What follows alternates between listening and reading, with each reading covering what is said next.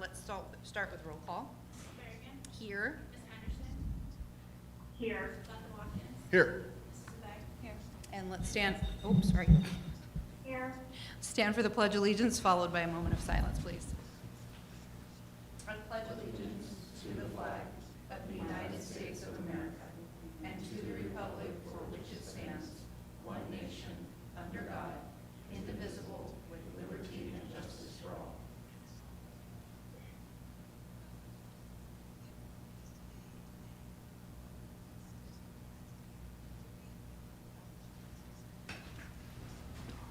Okay, we need to approve the agenda for the evening. Do I have a motion? Motion. Motion and seconded. Any discussion? All those in favor? Aye. Aye. Motion passes. Approval of the minutes from the May 9th meeting. Do I have a motion? Motion. Second. It's been motion and seconded. Any discussion? All those in favor? Aye. Aye. Motion carries. Dr. Sprout has a superintendent's report. Thank you, President Berrigan and governing board members. Butch, let's do a real quick refresh on that, if you could. Thank you. All right. A lot of things are going on here during the summer, so have a few updates for you. First of all, Levine students were challenged in April and May to complete the WaterWise Schools Hackathon. This innovative project challenged participating teams to develop creative solutions for water conservation in school environments. Students were tasked with designing projects addressing real world and water usage issues, incorporating practical and educational elements to promote sustainability and environmental awareness within their communities. 2 teams were selected as co-winners. The team from Desert Meadows School impressed the competition with their excellent ideas on rainwater harvesting and incorporating low water use trees to provide shade in common areas of the school. And our team from Rogers Ranch STEM Academy stood out for their effective community education through their original digital games. Their teamwork was evident in their well-coordinated videos, showcasing their dedication and collaborative effort. Both teams exemplified creativity, innovation, and strong commitment to environmental stewardship. Thanks to our team, I think headed by Mr. Pino, right, who led up this wonderful activity for our students. All of our schools provided their 8th grade students an opportunity to travel out of state or out of the country for their end of the year field trips. Most of our schools did their traditional trips to Washington, D.C. Well, 7 of them did, and then the other 2 schools, EFGA visited Costa Rica, and we had our first trip across the pond to Spain with Paseo Point Dual Language Academy. Everyone is back home. Levine is one of 530 school districts nationwide to qualify for a federal transportation grant that will provide an additional 5 electric school buses as part of the Environmental Protection Agency's Clean School Bus Program. It was a competition that we did very well in. That's $1 million worth of buses. And and it goes towards the purchase of the buses in this round and will allow us to replace our older diesel models.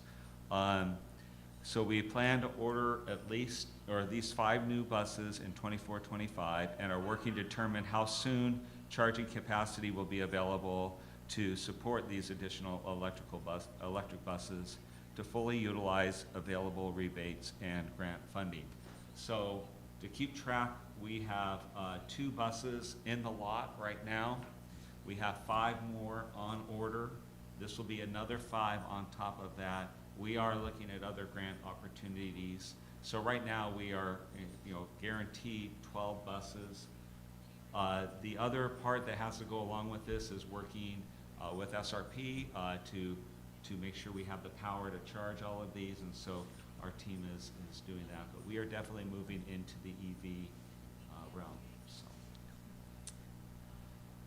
We have a lot of summer learning going on here, particularly in the month of June. All of our schools are offering summer school, and enrichment camps, and we also have enrichment camps. Our summer school at every school is focused on math and ELA. At Desert Meadows, they are hosting a 3-week coding camp where students are learning to develop and use coding concepts. And then Paseo Point Dual Language Academy is also offering a 1-week dual language immersion camp. That will be in July. Really appreciate all of our staff that are continuing to work with students. Desert Meadows celebrated their A+ School of Excellence Award with an all-school assembly in May. Representatives from the Arizona Educational Foundation, along with Principal Ketchum and myself, spoke at the event. At the conclusion of the assembly, the whole school gathered on the field where they formed a giant A+. And finally, last fall, Rogers Ranch STEM Academy and MC Cash School were both awarded the Trees for Kids grant, in which a total of 26 trees were provided to the schools for planting. On May 3rd, Arizona legislator Mitzi Epstein, who authored the Trees for Kids bill, visited Rogers Ranch to help plant the school's new trees. I would also add, as we wrap up our superintendent's report, we do have a lot of planning going on right now. We had our administrator retreat. Everyone is ramping up for an outstanding 24-25. We also are encouraging our staff to take vacation and to rest up and to get ready for the new school year. We wish the same to you as a board, and we'll be back obviously here in July, and but we will be ready to go. We've been working quite a bit on the Welcome Back celebration, and so we're getting very excited about 24-25. Awesome. Thank you, Dr. Sprout. Okay, we have a consent agenda. Do I have a motion? Motion. Second. Been motioned and seconded. Any discussion? All those in favor? Aye. Aye. Next is, oh, no, we have, Yeah. yes, please.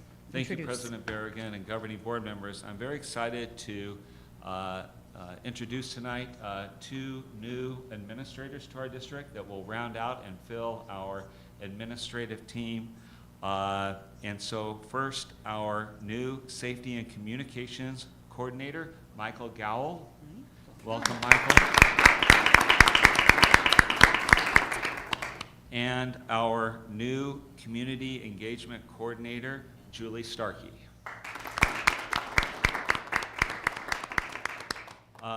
Both Michael and Julie come from outside of our district and bring an incredible wealth of experience to their new positions, and I cannot understate how excited I am to have these 2 on our team, and we are going to be very well taken care of in those areas by Michael and Julie, so welcome aboard.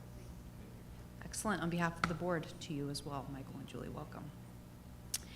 We have the fiscal year 24-25 proposed budget. I believe that is Mr. Martin's time to talk to us. That is.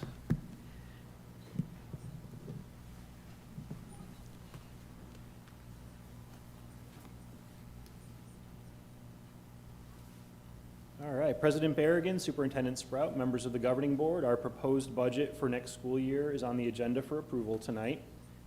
Every year, school districts are required to propose a budget by July 5th and to adopt a budget by July 15th. And so we accomplished that by in June, having our proposed budget on the agenda, and then we'll have budget adoption on the agenda next month for approval. We very likely will end up revising the budget at least once next year, as we did back in May for the 23-24 school year. But how often we revise and when we revise will depend on how close the assumptions and projections in our budget turn out to be to reality. I'll give a quick overview of the budget at a high level and our major funds. Our maintenance and operation fund increases to $66.2 million this year. That's an increase of $3.8 million over last year. Our unrestricted capital fund budget is $32.4 million, which is roughly what it was this year, and that budget includes fund balance that has been accumulated and reserved for future projects. And our federal projects fund declines to $8.6 million this year, and that one's notable because all districts are managing through the expiration of federal ESSER funds this year, and was a big part of our budget considerations. There is a analysis file attached to the agenda item that crosswalks from the revised budget that was approved last month to the proposed budget that is on the agenda right now. And I'll quickly highlight some of the notable changes that are in there. For our maintenance and operations fund, we have a $1 million increase for inflation. This assumes that the base level in the state funding formula will go up by 2%. The state has not yet finished up the budget for next year. I believe they're actually working on that right now, and we're close to having a state budget. But the documents that have been shared so far do include that 2% increase, and that's reflected in our budget. The budget also incorporates $1.6 million increase for projected student growth, and that assumes enrollment will grow by about 3% next year. Our headcount enrollment grew by a little bit less than 3% this year, but our weighted average daily membership, which incorporates different student needs, grew by more than 3%, and so this is a fairly conservative number in the budget. Our maintenance and operations override is expected to increase by about $500,000.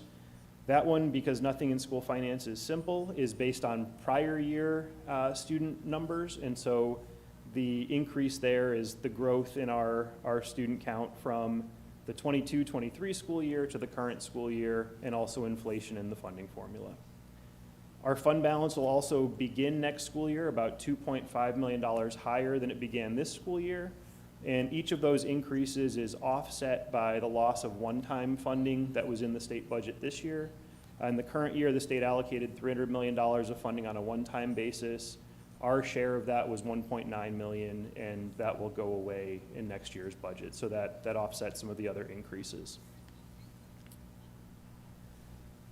You might be thinking, why are we adopting a budget for 24-25 when it's still the 23-24 school year? And so I'll mention where we are in the process of closing out the current fiscal year. We do still have a few weeks left of operating in the 23-24 school year. And looking ahead to October, we'll have our annual financial report finalizing the numbers for this year. And a few months after, we'll have the results of our independent audit, validating those numbers and giving an opinion on our operations for the year. The budget that you see on the agenda after the meeting tonight will be uploaded to the Department of Education, along with a notification of our public hearing for budget adoption next month. That'll be available to the public there on the website, and also linked from our website. And we'll have the longer truth in taxation, discussion of tax rates, and the budget in more detail at the adoption hearing next month. Thank you. Any questions for Mr. Martin? Okay, thank you. Do I have a motion to approve the proposed budget? Motion to approve. Second. Been motioned and seconded. All those in favor? Aye. Aye. And next, we have 3 resolutions. First, the call for the bond election, call for the renewal of district additional assistance budget limit override, and for district maintenance and operation budget. Is that you, Mr. Martin, as well? That is. Maybe for expediency, why don't you talk to him about all 3 of us, and then I'll take the votes for each of them. Does that work? Sounds good. So I'll Okay. give the quick summary of all 3 resolutions. Yeah, go for it. Definitely, will do. All right, President Berrigan, Superintendent Sprout, members of the board. The 3 resolutions up next on the agenda call for elections this November. The first is the bond resolution, and that's for an election to approve a $50 million new bond authority for the district. Voters last approved a $42 million bond authority back in 2015, and we used the last of that capacity this fall. The new $50 million bond authority will be used to fund school construction, renovation, land acquisition, and also furnishing and equipping schools as specified in the resolution. And the tax rate for bonds is projected to decline to $1.35 in the 25-26 school year from $1.41 in the proposed budget that we just approved, and that's even with the new authority. The maintenance and operations override is a resolution that calls for an election to extend at the same rate the district's 15% maintenance and operations override. The override was last extended by voters in 2020 and funds electives like art, music, and PE, full-day kindergarten, and competitive salaries and benefits for staff. The M&O override provided $7.5 million to the district this year. Will provide about $8 million to the district next year, and if not extended by voters, would begin to phase out after the 25-26 school year. The last resolution is for the district additional assistance override election, and that resolution calls for an election to extend at the same rate our district additional assistance override of 10%. The DA override was last extended by voters in 2018, and it funds things like repair, renovation, improvement of school buildings, school buses, technology, textbooks, library books, and instructional aids. The DAA override provided about $5 million to the district this year, and it'll provide about $5.3 million to the district next year. And if the DAA override is not extended by voters, it would expire after the 25-26 school year. I'm happy to answer any questions about the three resolutions. Okay, so we'll take the vote one by one and do questions or comments for each one's within that, starting with the resolution to call for the bond election for $50 million. I'll just make the comment to begin with, and I would say this applies to all three. You know, being a community member in the district, but also a board member for 11 years now, I very much have appreciated the support that the community continues to provide to the school district. I think our community understands that the schools are the heart of our community and want to ensure that our future children have the best resources possible to them. So just want to say that I appreciate that continued support. Any comments or questions on the bond election? We'll start with that vote. Okay, can I have a motion? Second. Been motioned and seconded. All those in favor? Aye. Aye. Okay, very good.